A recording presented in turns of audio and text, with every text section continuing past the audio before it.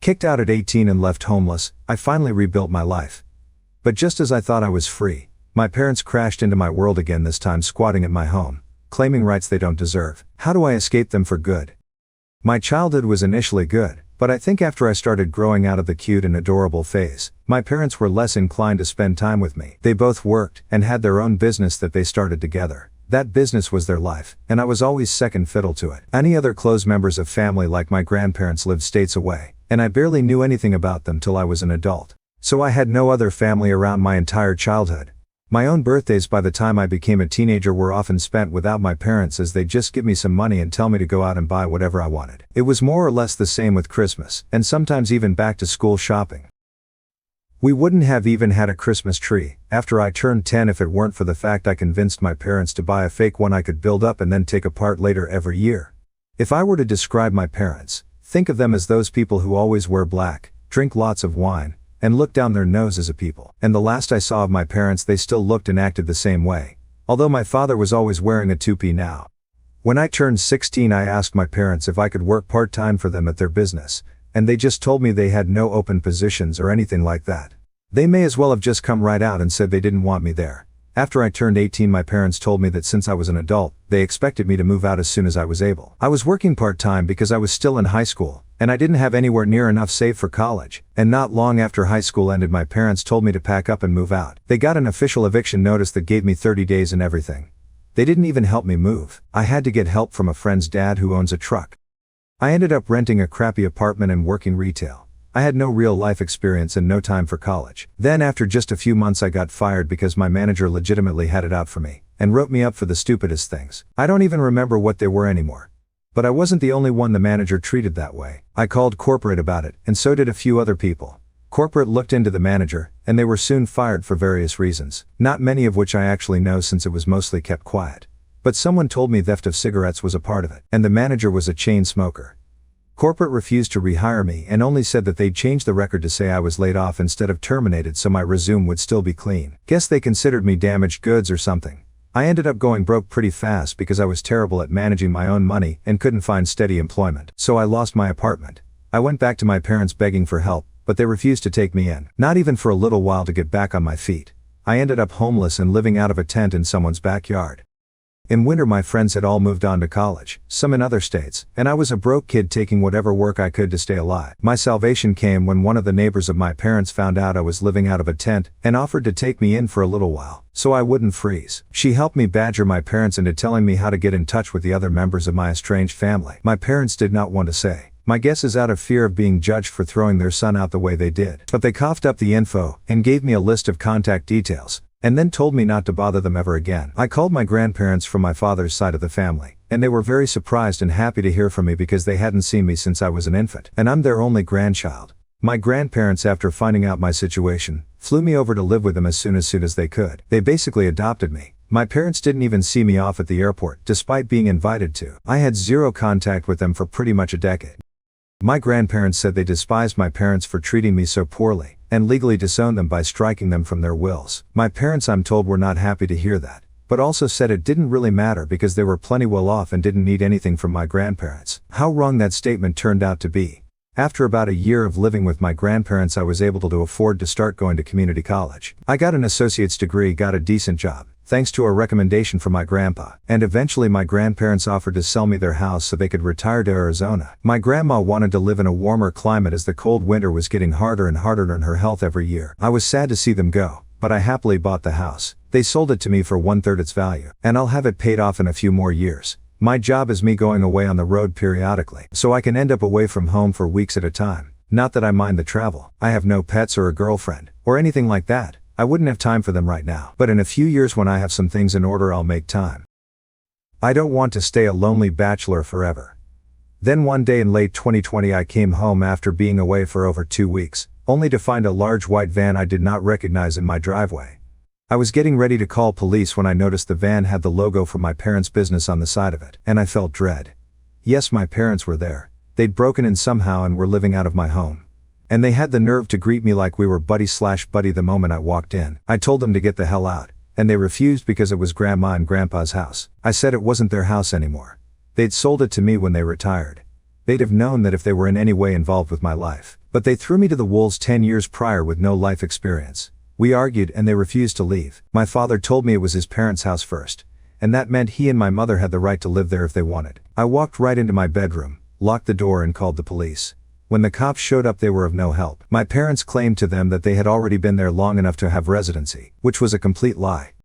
But I had no cameras to prove they weren't there a month. My neighbors had no cameras either. So it was my word against my parents over how long they'd really been there. And they were claiming squatters' rights. They told police they had a verbal rental agreement with me, and that I was trying to illegally evict them for no reason. The mother even put on the waterworks when saying that. The police told me it was a family dispute, and to file eviction with the courts to get them out.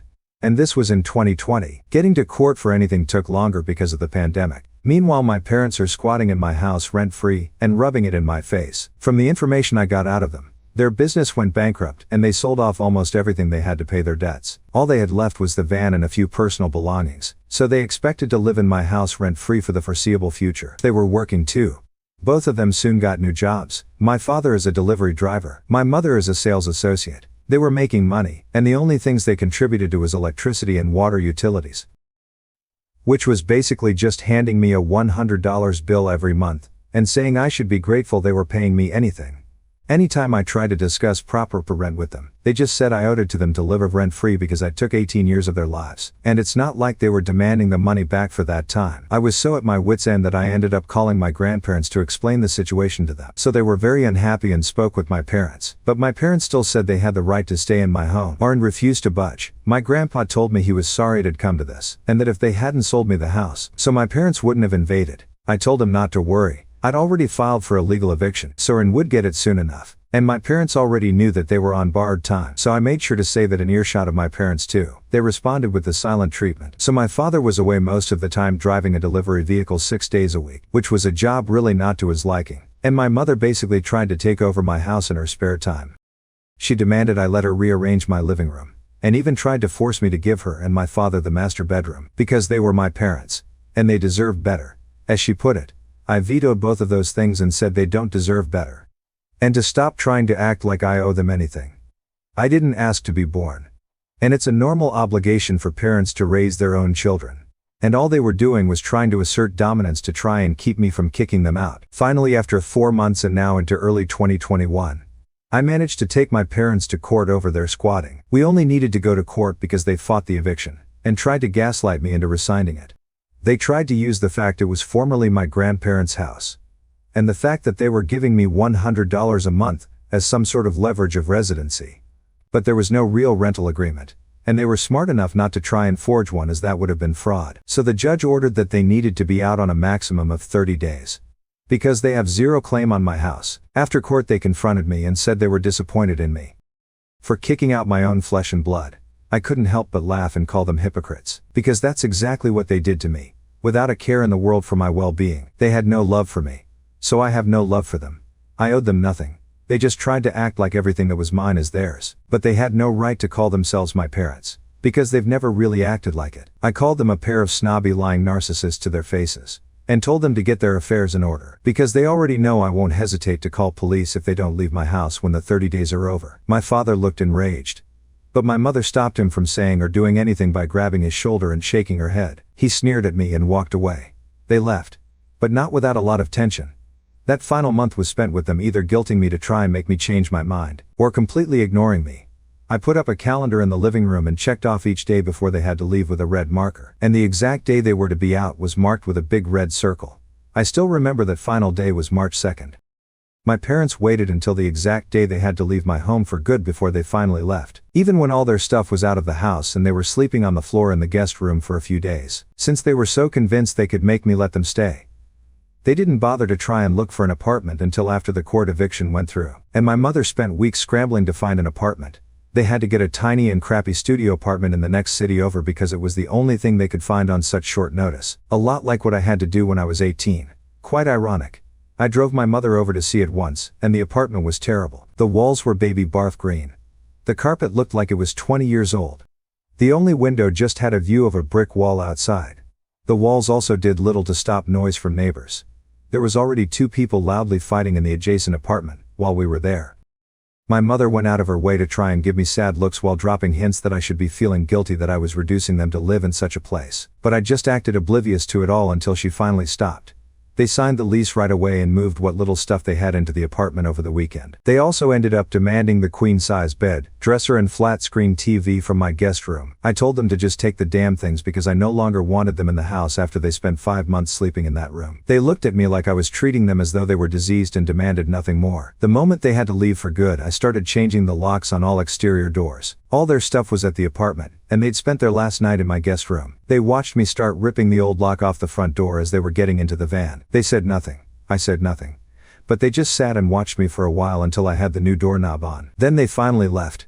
I breathed a massive sigh of relief the second that van went down the road. I figured karma had finally come for them, and they could live under a rock for all I cared. But nope. My grandparents heard from them recently. They'd called them to brag that had a new business similar to their old one in the same state as I'm living in now. And they are basically on track to be right back to where they used to be in life prior to the pandemic, which was making good money and looking down on others. I've already Googled their new business, and it seems like it's doing well.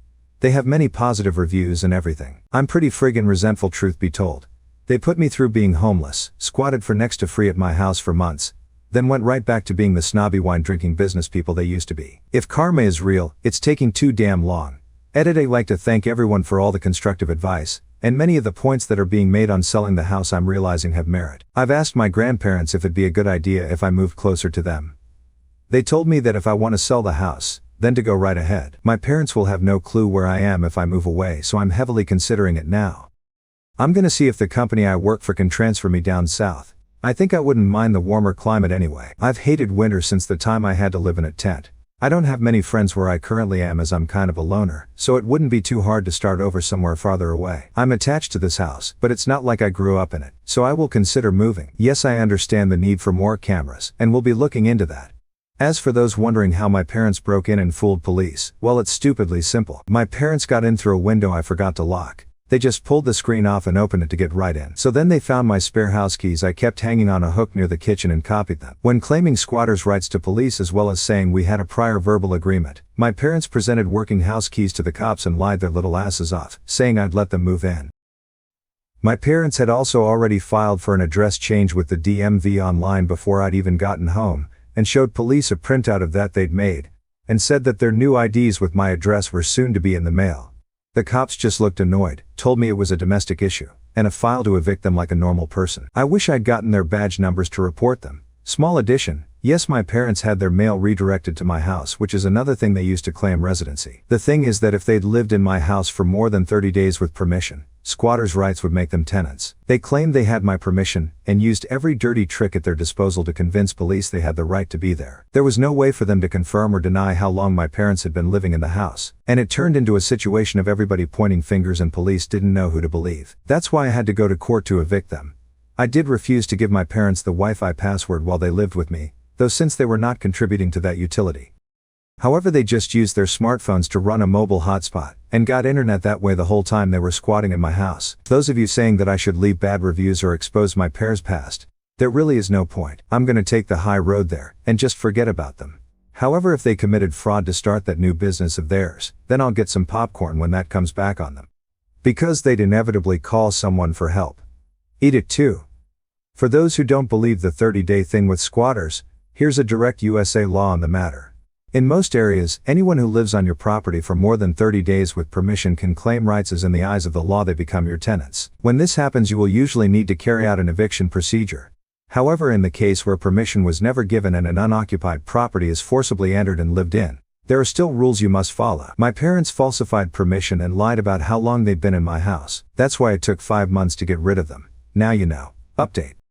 Well, I decided to make some inquiries and spent a couple of days asking around the family about how my parents got their new business off the ground. It's pretty unusual that they were able to come back from bankruptcy and get a new business started in under 2 years. No, it's not MLM for those who thought so. Even my parents wouldn't resort to doing that crap. They undoubtedly think MLMs are beneath them. My parents' new business is comparatively smaller than their previous one too. I'd say about half the size. Before they had at least 2 employees. Now it's just the 2 of them. Someone pointed out I should be watching my credit for identity theft. I already was, and have been since I first started dealing with my parents squatting in my house. I put nothing past them. And they knew it. Honestly though, I'm not sure they even bothered to remember my legal information in the past decade anyway. Hell, I'm not sure they bothered to even remember how to spell my first name. But I did lock down my credit, and there has been no unusual activity on it at all, so my parents didn't try to steal their company funds from me at least. My paternal grandparents, or my good grandparents one would say, are the ones who actually give a damn about me, and they have no idea where my parents got their money to open up shop again. My parents have called them numerous times since they disinherited my father, and they have been refusing to take their calls since they called to brag about their new success a while ago. It's clear my parents had no help from my father's side of the family. So then what about my mother's? Well, I still had that old list of contacts my parents gave me filed away, and on that list was the landline number for my maternal grandmother. I did try calling my maternal grandmother back when I was homeless. She did not give a damn. I've never met them in person, but my maternal grandparents are a lot like my parents. Guess my father truly found his soulmate with my mother. As a previous commenter pointed out, they were made for each other. I managed to get in touch with my maternal grandmother once again. And not only was she long divorced from her husband, my maternal grandfather is no longer alive. That was news to me. But he passed away 7 months ago, and he left my mother a sizable inheritance. So yeah, that's where they got the money to open up shop again. My maternal grandmother sounded so proud of them too. She had little interest in speaking of much else, and it's likely why my parents called my grandparents to brag about how they are so successful again. They wanted to rub salt in the wound since my good grandparents cut them off. I really don't care though, and neither do my good grandparents. Everyone on my paternal side of the family all say my parents can go kick rocks. They want nothing to do with them. I'm not the only one my parents have jaded. My mother's side of the family are full of divorcees and drunken loners who all hate each other and just pretend to act civil. My father's side are what I'd call just very normal and nice people. My father though burned bridges time and time again. When I was born, my grandparents wanted to be in my life. But for some reason my parents kept me from them. Why they did this I'm not entirely sure. But I think it's because they didn't want to be judged on their own parenting. I'd have been happier if they'd sent me to boarding school, or to live with my grandparents. But I guess narcissists aren't truly happy if they don't have someone else to put down. I can only imagine the stuff they said about me behind my back my entire life. Either way, it seems my parents did nothing illegal to open up a new business. Nothing that can be reported to something like the IRS anyway. No law against using funds from inheritance as seed money to self-employment. My mother, like me, was an only child, so she got everything when her father died, including his house and land. That's where my parents are living now. I've seen a photo my maternal grandmother sent me. Not the nicest house, but not bad. Comparable to my own, I'd say. But it means my parents have a place to live scot-free now, and likely won't need to bother me again. I want to sell my house and move. But it turns out the company that I'm in the employ of has no branch in Arizona. So it's either I quit and look for new employment in Arizona, after selling my house, or I just stay where I am and hope my parents leave me alone. I'm looking into job searching, because I really don't want my parents to ever find me again. I won't move if it's not feasible, but I'd prefer to be able to. It'd be moot to bother getting more cameras for the house if I want to sell it ASAP. But if I end up stuck here because of not being able to find another job in Arizona in the coming months, then I might as well get cameras installed inside and out. I've gotten a lot of good advice on the kinds of cameras to get, and where to put them. I kind of doubt the same situation will ever repeat, but I just don't want my parents to ever try to seek me out again for any reason. What if they need help when they're old? I'm not gonna care. They'll get what they gave, nothing. So they're dead to me for the rest of my life. And the rest of my father's side of the family say the same. If I ever become a parent or step-parent, I'll make damn sure I never become like my parents. No child deserves that.